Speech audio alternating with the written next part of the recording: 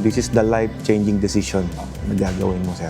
Nabanggit ko rin sa iyo kanina na itong negosyong to, hindi kasing stressful ng trabaho mo ngayon. Itong negosyong to, kapag nagawa natin ang tama, you will get your time freedom as you request. Even DTI, you don't know how to apply. Kami nang bahala yan for you. Kasi sa part ninyo, ang pinakamahirap na nagsisimula, wala kayong idea. With the right product na ibebenta mo sa right market, imposibleng malugi. Lalo na kung basic necessity. Ang kailangan lang experience. Experience will teach you to be a better entrepreneur. Ang isang pamilya, isang container yan, lalo pag mainit, araw-araw yan, sir. Conservative computation tayo. Every other day ang bili nila. Sa 300, pwede kang kumita ng 7,500 sa isang araw. Meron akong 525,000 pesos in a month. Gross income. You have a good machine, good taste of water, kasi kahit anong galing mo marketing, kung tubig mo, lasang Inbornal, sir, di mo mainom yan. Ang thinking ko po sa kagaya ninyo, one-way ticket nyo to na hindi ako pwede magkamali. So, yung pagpunta mo rito, sir, di ka nagkamali ng pinuntahan. Dahil number one, hindi kita lolokohin. Kung gusto mo ng tamang advisor sa itatayo mong negosyo, kailangan yung naging successful sa negosyong to.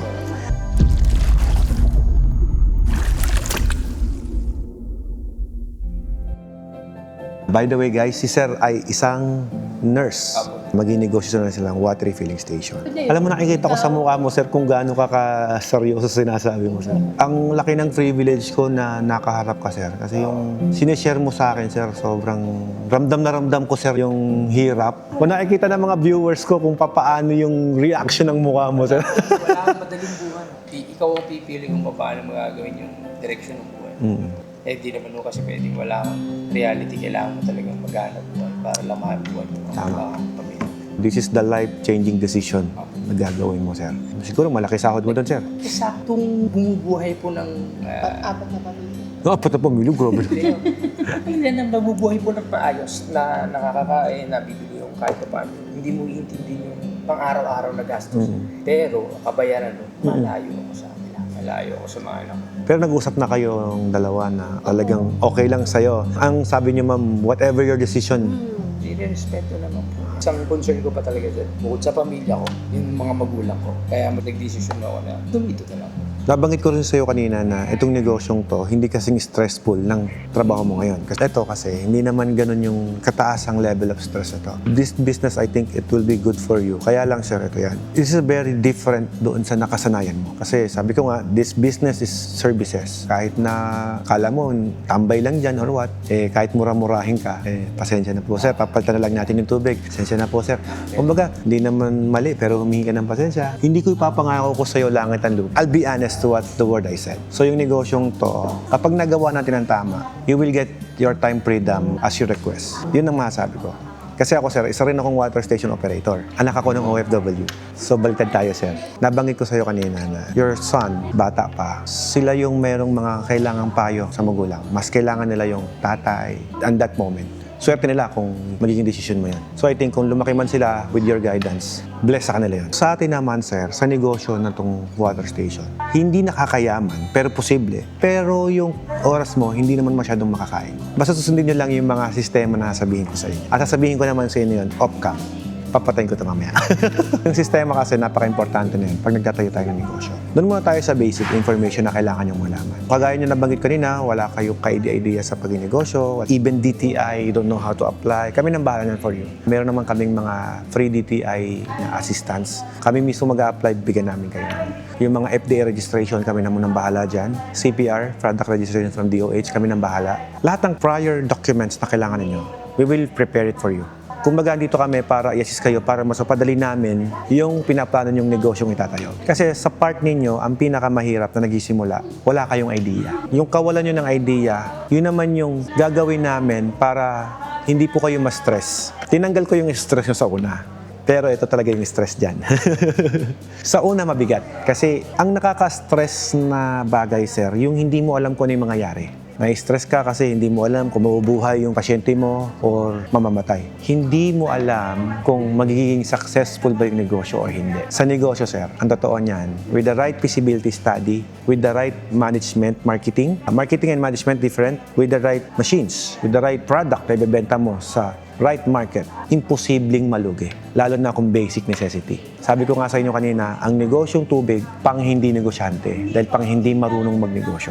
Tuturuan namin kayo kung paano magnegosyo. Kahit di kayo marunong. Kahit di kayo kumuha ng entrepreneurship or ng earning course. Hindi na kailangan yan. Ang kailangan lang experience. Experience will teach you to be a better entrepreneur. Sa negosyo natin, sa una, dahil mag-a-apply kayo ng mga permits, mayor's permit, ganyan, may gastos. Sa negosyong to, aabot tayo ng 500 to 1 million budget. Pero ganito, kung kumikita ka sa abroad, at ito na yung lifestyle mo, at gusto mo i-continue yung lifestyle na gano'n, depending on how you live in Philippines kasi, mayroong mga kliyente ako, nagnegosyo ng tubig, walang four wheels, walang kasakyan, talagang nag-start from ground din. Tapos eventually, pag nakausap ko, Sir Alfred, hindi naman kumita yung negosyo namin eh. Hindi kumikita. Break even lang kami. Pero nung pumunta ako sa kanila, mayroon ng Fortuner, may ilang pan-deliver na truck, may tricycle, mayroong 4 na tauhan. From scratch ka, after 3 years, ganyan, nakapundar ka ng kotse, hindi ba kumita yon? Tapos anong source of income mo? Tanongin mo siya, water station. Kumbaga sila, tumaas yung lifestyle, but they don't compute yung pumasok talagang pera sa negosyo. Kasi even yung iniinom mo, dapat kinocompute mo yun eh. Kasi expenses mo yun eh. Yung pinapainom mo sa pamilya mo, bumibili rin kayo ng tubig, tama? Minsan, bumibili kami ng tubig, baka nasa labas. Oh, di ba? Bibili kayo. Ibig sabihin, expenses yun. So everything kinocompute natin. Ano po ba yung target goal mo pag mag-start ka ng negosyo, sir? Sa sarili nyo. Kaya mag-open ako ng water station. Ilang container kaya ang kaya ko? Ilang container sa palagay mo? Ano po ba yung container? Yung galon. Oh. Di ba pati container, di mo alam, no? Mga yun, siguro mga 50. 50. Siguro per day. Pagka Per day. bagong bukas ka kasi magpapakilala ka pa lang din sa lugar. Taga saan na kayo? Gapat ng Messi. Sa vicinity nyo, sa area ninyo, ilan ang population doon? Yung community namin parang ganito na. Layo-layo. Parang sa amin, parang ganito. Layo, pero mga 900 meters, marami ng bahay. Marami na. Sa lugar dito, kaliwa, 400 meters, marami na rin. Okay. 4 kilometers away from central town. Tansya mo, ilang family ang meron doon? Madami. So doon tayo mag-base sa family. Palagay nyo, meron bang at least 1,000 families? Mahigit. Mahigit pa. May nakita kayong water station doon. Sa highway meron. Ilan ang tubigan doon? Dalawa. Malapit sa May dalawa. May dalawa. Posible pangatlo ka. Okay. Kino-compute natin, sir. Kung meron 1,000, sabi mo, more than 1,000 family households doon, sir. Imagine mo, sir, sa area nyo pa lang, kung pangatlo kang water station, makikipaglaban ka sa mga datihan ng water station doon, right? So, sinaserve nila ang most probably 1,000 families. Sabihin mo na, sir, na tag 500 sila kasi dalawang water station. Sumulpot ka. So, divided by 3. So, 300, 300, 300. Tatlo tayong water station, tag 300 families tayo. Sa 300 families, sir, ito, bumibili ito ng tubig. Yung 300, kinumpute natin. Naghati-hati lang tayo. Gapan pa lang to, sir. Iba pa yung ibang lugar. Pag lumakas, pwede ka pang ng ibang bayan eh. Doon muna tayo, saturation muna tayo sa lugar. 300 family members, sir. Palagay mo, pag uminom to ng tubig, bibili ulit to ng tubig mga anong araw.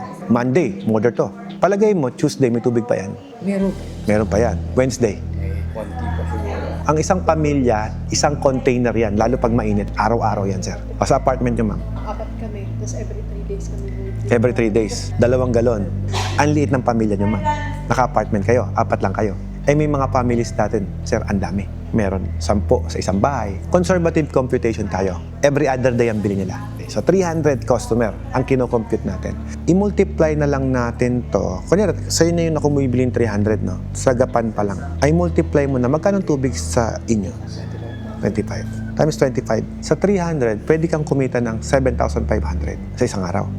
Posible to. Kasi ginagawa nga namin. Ako, sa water station ko, 700 bottles ako daily. Kung kukumpitin mo yung 700 bottles ko, araw-araw, sir, i-multiply nyo po sa 25, meron akong 17,500 daily. Kung i-multiply ko to sa 30, kasi masipag ako, hindi ako nag-day off, meron akong 525,000 pesos in a month. Gross income. Kung masipag ka, magaling ka mag-manage, magaling ka mag-marketing, hindi ko sinasabing yaman ka, pero pwede kang yumaman sa tubig.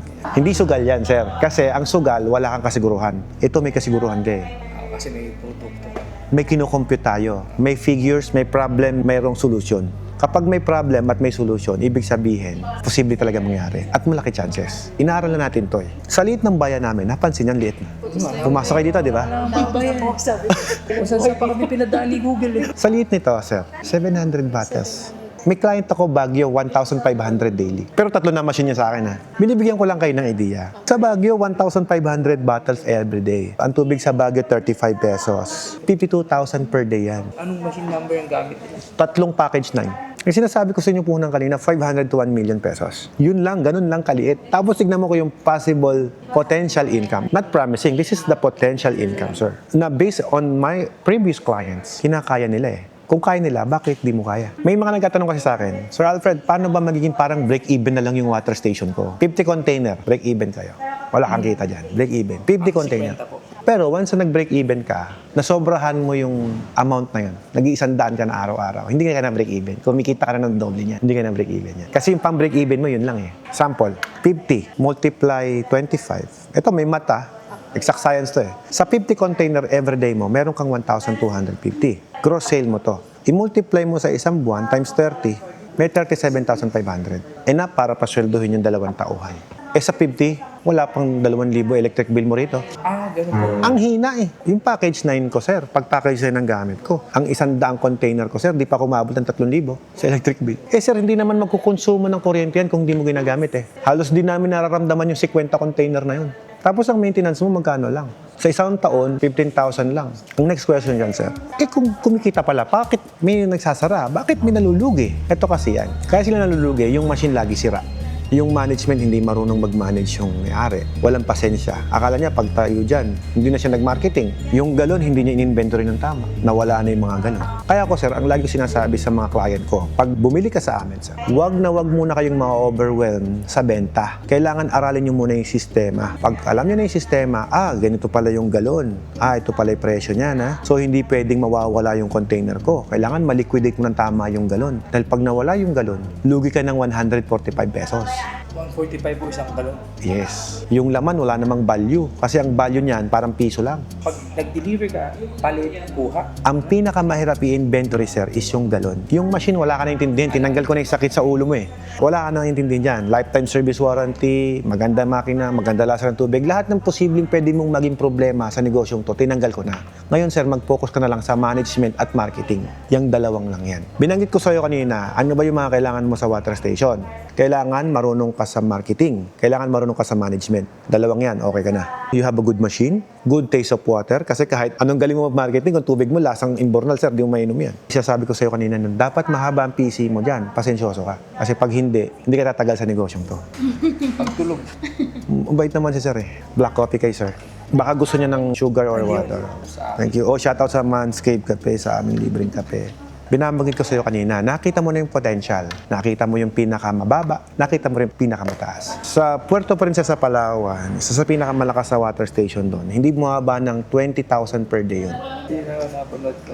Hindi naman lahat ng client ko binablog ko kasi syempre, yung privacy. Apo. Pero kung kailangan niyo ako sa marketing, I'll be happy to help. Kaya nga nabanggit ko sa iyo kanina, may vlogger doon na magka-install sa akin ng mga... Magsa-site visit. Oo, mag-site visit. Oo, sir, lalabas sa video ko yan. Ang thinking ko po sa kagaya ninyo, one-way ticket nyo to na hindi ako pwede magkamali. Lalong-lalo na kayo. Hindi kayo pwede magkamali. So, yung pagpunta mo rito, sir, di ka nagkamali ng pinuntahan. Dahil number 1, hindi kita lolokohin. Pangalawa, magiging honest ako sa'yo. Kung ano yung nakapanood mo sa video, ito rin, di ba? Ang kagandahan lang po na pagpunta nyo rito, specific yung topic na napag-uusapan natin. Ano yung mga gusto mong malaman, sagutin natin. Pero pag nanonood ka, syempre, may mga tanong ka na gusto mong personally masagot ko din. So, yun ang kagandahan na personal po tayo nakakapag-usap. On our case, sino ba yung nagsasalita sa'yo ngayon? Papakilala muna ako. Baka hindi mo pa ako napanood. In case lang, baka hindi mo pa alam yung background ko. Bago po ako nag-manufacturer ng mga ganito, isa po akong water station operator. Nabanggit ko sa'yo kanina na meron akong 700 bottles daily na nabebenta. Technically, sir, and honestly speaking, successful water station operator ako. Kiniklaim ko na yan. So, ibig sabihin, kung gusto mo ng tamang advisor sa itatayo mong negosyo, kailangan yung naging successful sa negosyong to. At huwag na huwag kang bibili sa isang kumpanya na hindi man naka-experience magnegosyo ng tubig. Tama, sir. Nagbibenta lang ng machine. Marami. Pero wala namang experience yon kung paano magnegosyo. Ako, sir, kung ano yung mga nasubukan ko, na-experience ko sa negosyong tubig, sinolve ko sa machine ko. Advantage yun na yun. Kasi kami walang nagturo eh. So, ibig sabihin, meron kami mga wrong decisions din na ginawa. And we learn from it. Na ayaw ko naman na yung wrong decision na yun, ayun yung gagawin niyo. Yung usapan natin to, life-changing eh. Kung makukonvince ko ba kayo na magnegosyo or bumalik ka pa ng abroad, you will decide pa din, sir. Hindi kita i-convince actually. You will decide anong klaseng buhay ang kayang ibigay sa iyo, possibly, ng negosyong to. Na nandito pa ako. Habang nandito ka pa. Sir, ako, naitayo ko yung kumpanya ko, naitayo ko yung aking negosyo, yung water station business ko, sa Pilipinas lang. From rugs, from nothing. Kung apanood mo yung dating videos ko, naggagawa pa ako ng deep well, nandun po yun, hindi ko binubara yun. And I will always be proud na nanggaling ako sa baba. Dati akong nangungutang, ngayon nagpapautang na. I am very willing na magpautang. Kasi nagpapautang talaga kami ng walang tubo. Nasubukan po talaga namin mangutang, sir, yung mga lending na hindi naman talaga nakakatulong. Na instead na umahon ka, nababaon ka sa utang. Sa taas ng interest. Yes. Kaya sabi ko, Mami, pagdating natin na tayo naman yung nasa taas at tayo yung gustong magsimula, hindi natin gagayahin yan. Magpapautang tayo. Kagaya yan, sabi ko, yung mga yelong paparting ko, yung mga ice plant, ipapautang ko yan para makapag-start kayo ng negosyo. Kung ako, takot ako na mag-start ka ng negosyo, papahawakan kita ng negosyo. Hindi ako natatakot pa utangin ka. Bakit ka natakot magnegosyo? Kung gusto mo, sir, finance ko muna yung kalahati. Kalahati lang ang bayaran mo. Magnegosyo ka lang. Huwag ka lang lumipad. Pero di kita ipipilit, di kita i-convince. I'm telling you now, susundin mo lang yung plano na ituturo ko sa'yo, strategy na isasabihin ko sa'yo, imposibleng lalaglag yung negosyo mo. Imposible yun. Mahina na lang intindi mo pagka ganun. Simple lang. Umiyak si mama. Ayaw na naman pala talaga umalis ka. Iyak tuloy ako. Ang nipis ko sa ganyan eh. Total ma'am, ayaw mo na umalis sir. Kailangan tutulungan mo siya. Ako muna boss nyo ngayon. I-assign ko muna kayo. Ma'am, focus ka sa management muna. Tuturuan kita kung paano mo i-manage yung negosyo. Together with Sir. Sir Francis, ikaw, ang gagawin mo ngayon, simple lang, magmamarket ka. Kaya mo ba yan? Oh, Sir, makapal ba mo kagaya ko? kakapalan sir, hindi kailangan mo makakapalan. Ang gagawin mo, sir, ganito lang. Ante, nag-ibenta ako ng tubig. Try nyo rin. Kaya nyo bang sabihin yan? Gagawin ko yun sir, Ayaw. kaya mo. Kung kaya mo, welcome to the business. Simple lang. Ang negosyong tubig ngayon, nung panahon ko, kailangan kong i-demo, ipatunayan sa inyo yung tubig ko. Maganda, malinis, safe inumin. Nowadays, hindi na. Parang kutsinta na lang na binibenta. Gusto mo ng kutsinta, bumili ka, kakain ka. Ganun lang, parang mani. Ang tubig ngayon, nauhaw, bili ka tubig ko. Kahit di ka nauhaw, bili ka tubig ko. Kasi basic necessity, mamaya kailangan mo yan. Madali lang ibenta tubig ngayon. Pag nasubukan nila masarap ang tubig, magiging suki mo na yun. So marketing ka lang muna, sir. Kagandahan kasi na ikaw mismo yung mukha ng sarili mong negosyo. Kahit magpalit-palit ka ng delivery boy, sir, hindi naman na makukuha yung customer mo kasi ikaw yung nakita, ikaw yung nag-front. So si ma'am, ang gagawin lang niya, i-liquidate niyo ma'am. Saan napunta yung container natin, saan napunta ito. Magiging sekretarya ka ngayon, sulat-sulat ka pa rin. So ganun na magiging teamwork ninyo. Sir, challenge ko sa'yo, 3 bagong customer everyday, kaya mo? 3 lang. 3 bagong customer everyday. Tanong mo sa akin, Alfred, paano mo ba ginagawa yung 30 days kang bukas sa isang buwan?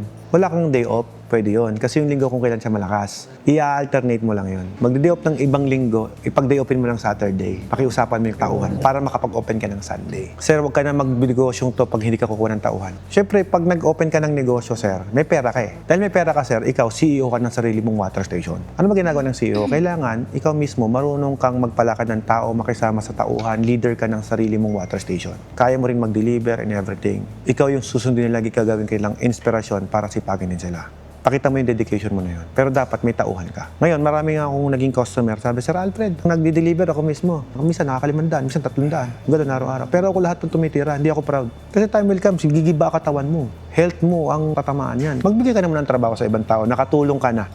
Pati ikaw umasenso. Sir, 3 customer lang ang request ko sa'yo everyday. I-multiply mo to sa 30. Sir, 90 customer yan. Isang buwan pa lang yun, sir. Sir, yung 90 customer mo na yan, kung deliver mo ng Monday, customer mo pa rin yan ng Wednesday. Kasi ubos na yung tubig niya, binenta mo dyan. Halos araw-araw na ubos yan. Kung di ka pa satisfied sa isang buwan mong tinarabaho, pwede mong ulitin yung ginawa mo. Sir, very basic lang yung 3 customer. Pero ito, yung sasabi ko 3 customer, 3 pamilya to. Isang bahay yun na kukunin mo. Sabihin, isasaturate mo muna isang lugar. Napaka-simple lang strategy. Mag-hire ka ng isang delivery boy at yung nakuha mo ng isang buwan na yon, siya lang ang hahawak nun. Halimbawa, ito, delivery boy mo to. Angge, yung 90 customer na nakuha ko last month, ikaw nang humawak. Deliver mo sila kung papabayaan. So nakita na yung mukha mo, siya nag-deliver. Si ma'am naman, dahil nakakuha ng customer ikaw, binibigay mo yung contact number kay ma'am, bibigay yung contact number, bahay, address, pangalan. Regular customer na kasi yun. Si ma'am naman, ang trabaho niya, random call. Hello ma'am, kamusta po yung tubig namin? Okay naman po ba yung lasa? Ma'am, kamusta po yung services ng tao namin? Okay po ba? When is the last time na bumili ka ng water na ginawa niyo yan? May gumanyan sa inyo? Wala, di ba? Eh kung ginagawa mo yun, ibig sabihin, ang ganda ng service yun. Kasi may meron ng concern. May concern. At yun ang gusto namin bilang customer. Kahit sabihin mo na nakaabala ka, yung concern. Kung pwede nga, palagay mo rin yung birthday ng customer mo eh. Tapos pag birthday niya, bigyan mo ng libre tubig. Oh, happy birthday from American Eagle Water Station. Kasi American Eagle nakalagay. ang mga water station customer, pagka bumili sa'yo yan, hindi naalis yan. Ang binibili sa'yo, customer service. Isang buwan pa lang tong sinasabi ko, sir. Tinrabaho mo ng 2 months times 2. 180 families. Ang isang pamilya bumibili ng, sabi mo, 2 kayo, 4 lang kayo. Kung i-multiply ko to sa 2, ma'am, 4 lang kayo, 360 container daily. Nakikita ko yung negosyo ko na life-changing to. Ang ginagawa ko, sir, ganito. Pag tumagal ka sa akin ng 3 taon, yung tricycle sa'yo na. Kada isang tricycle, ang kota mo, 100 galon lang. Marami kaming kliyente. Yung kalaban nila, sa kanila lang umiigib ng tubig kasi lagi sila yung machines. Pero kung may tamang sistema negosyo mo, management, marketing, imposibleng babagsak yan. Imposible yun. Deal na ba yan? Oo, sir. Hindi ka na mag-abroad talaga. Saan yung ticket mo? Yung mabaho, makalawang, may burak, maputik, kulay kape, kaya namin linisin yan. Mahirap magsimula ng walang puhunan. Ang kagandahan sa inyo, may puhunan na kayo. Huwag ka magre-release ng galon hanggat walang authorization mo. Gawa ka ng kasunduan na any damage or losses na container will be charged to the borrower. Para at least magkaroon siya ng responsibility sa'yo kasi pinahiram mo lang yun. Kami naman, sir, masaya kami na napagkakatiwalaan kami. At yung tiwalang yun, sir, ayaw na ayaw kong masisira.